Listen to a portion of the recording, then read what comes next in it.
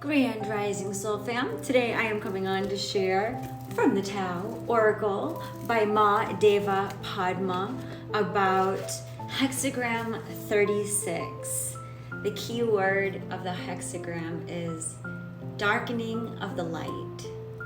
And a couple of keywords is maintain a low profile, look inward first, caution and moderation, difficulties, self-protection, subdue your brilliance. So let's read about it and see what it says. Maybe there's some resonance that you have, maybe not. Many myths and traditions teach us to equate light with good and dark with bad. Approaching life from a rounder and more holistic point of view observes the two as irrevocably joined, sustaining, relieving, and complementing one another. Just as daylight begins to fade after the sun has reached its zenith, everything in life must have a cooling down, contracting, darkening period in order to rest and be refreshed. Nothing could live if it were always day. The same law applies for human beings.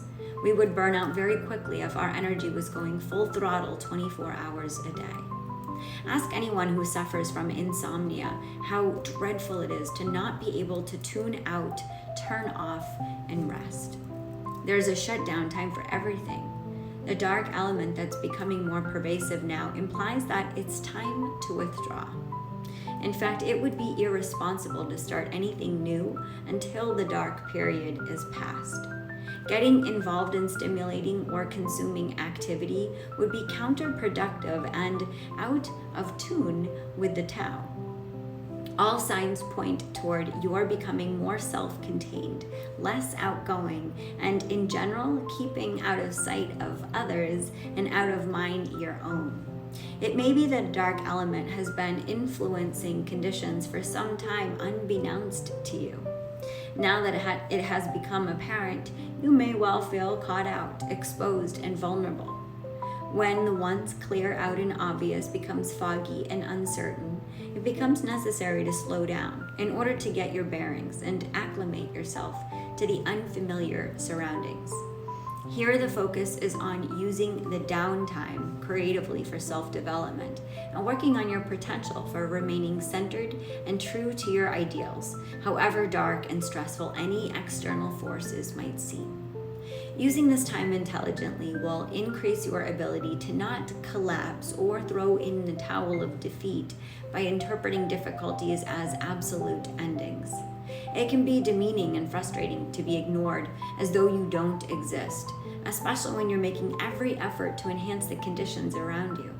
If all your attempts to make a contribution are consistently met with indifference, you are likely to feel extremely vulnerable and can easily succumb to anger or retaliation.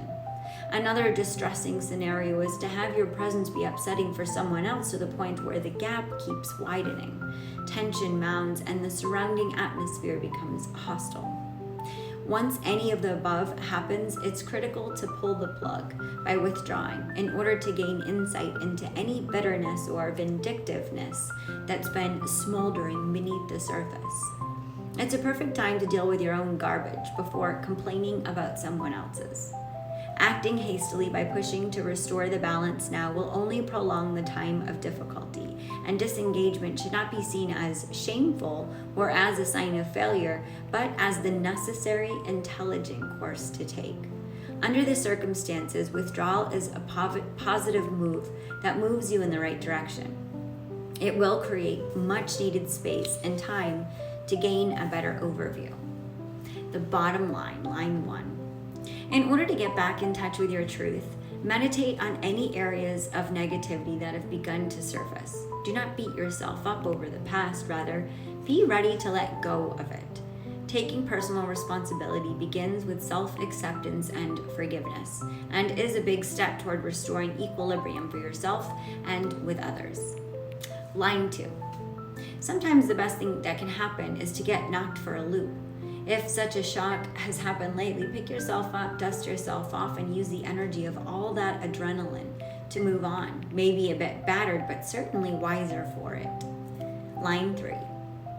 When you come face to face with the person who's playing the Prince of Darkness in the present drama, the strength of your own light may come as a surprise.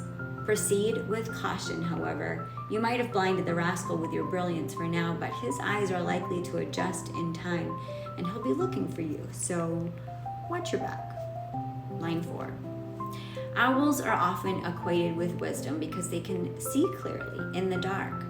Sometimes the wisest things to do when faced with overwhelming darkness is to fly away. If you can see clearly that this is what you need to do, don't hesitate any longer to take off. Line 5. Contemplate the moon. Its radiance is light reflected. It functions like a mirror without identifying with darkness or with light. Its presence is a reminder of the beauty of neutrality, resting comfortably in the middle. Avoid getting caught up with extremes. Remaining aloof and detached is what is called for now. And the top line. Whatever you've been enduring has already reached a crescendo. Be grateful that the darkest hour always heralds the dawn. And it doesn't get much darker than this, so lay low and wait. Relief is just below the horizon. So here is the card.